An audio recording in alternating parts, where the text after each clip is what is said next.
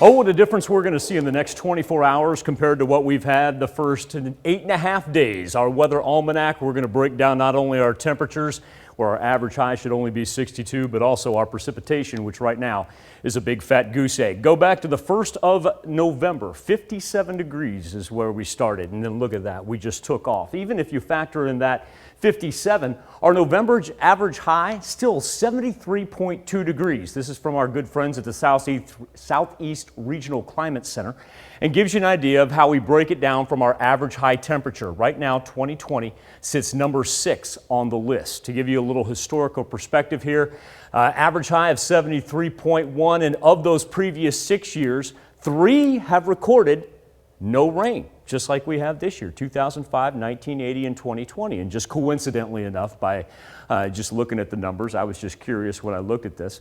This is the 3rd general election year of the top 6. You've got 2020, 1980, and then 1964 as far as the top 6 warmest.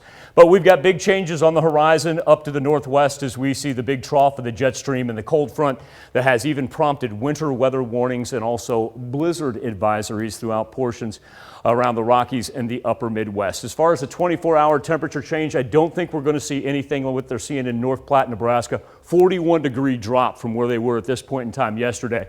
But I think we'll be right around that number, anywhere between 20 to 30-degree drop as the cold front moves through.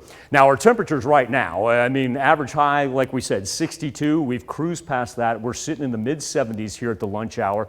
And we're just going to kind of normalize out for the most part. We're probably not going to see that 3.5-degree jump that I talked about earlier that would actually vault us into 5th place all time. And that's because our cloud cover remains.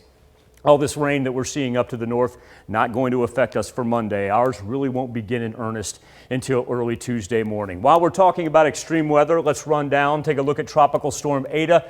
Made landfall Sunday night on the Florida Keys, is now going to kick back out. Positive aspect about it, it wanted to reemerge into a hurricane. It's going to lose a little bit of its energy right now. Hopefully stay just tropical storm force. That's what that icon indicates. Doesn't have a number associated with it, but also could make landfall a second time. And like I said, this is not for sure right now. There's a low pressure system that's actually going to make it lose its steering capability, if you will. And so it very well could make off of the Panhandle. There's an equal chance it dies right there in the Gulf of Mexico. We'll worry about that here for everybody down south middle of the week because we got our own concerns are coming. Beautiful afternoon, even though it's going to be windy.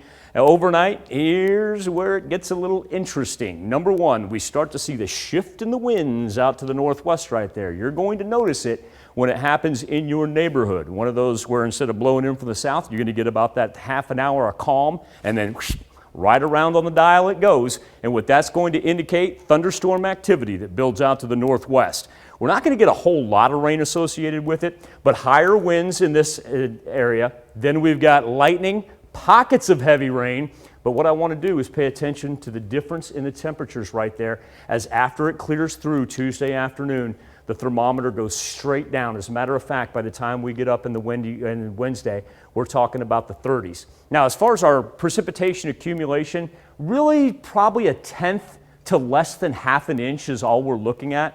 But look at the severe thunderstorm risk map. It's minimal. This is the key part, Tanya. Watch the color contour and look at how close we get to the freezing point in Joplin if we don't get below it out to the northwest. We're going to rebound and have average November temperatures in the highs after that. We just need to be prepared for tomorrow afternoon. Yeah, it's just amazing looking at the lows for Monday and Tuesday. Right, and you know, the thunderstorm activity tomorrow morning, it's not going to be severe. I just want everybody, when you leave the house tomorrow, to know that by the time you get ready to go home, it's going to be night and day. Yeah. Big change. Be prepared. All right, we'll take care of that. Thanks, Michael.